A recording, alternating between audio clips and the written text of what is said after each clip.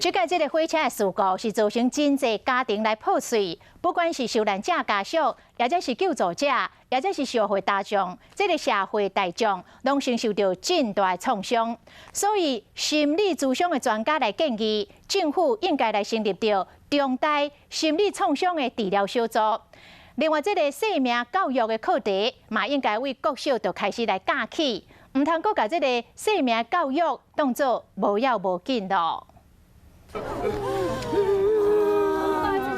靠甲规个两骹站袂牢，太多过好事故，不管是死者的家属，或者是活落来的人，已经造成因的心理伤害。很多的家属，甚至我们很多的幸存者，他可能跟这次的这个事件里面呢死亡的人，他有很多很特别的关系。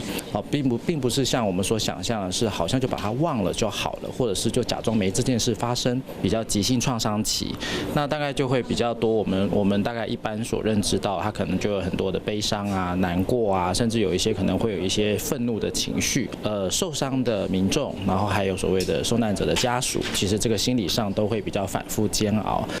心理专家提出建议，政府要立法成立一个对死者家属和活落来人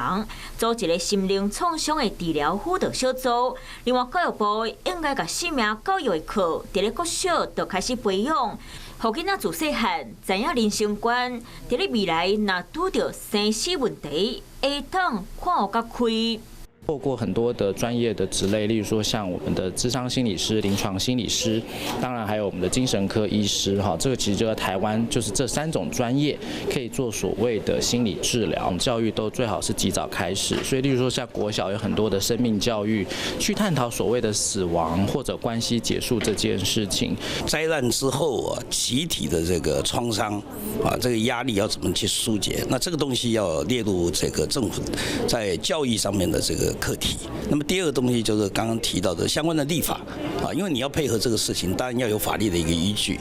太鲁阁发生这摆事故，若是代替的安全警讯，对社会各界冒真大创伤，需要加强心理卫生辅导，甲伤害降到上低。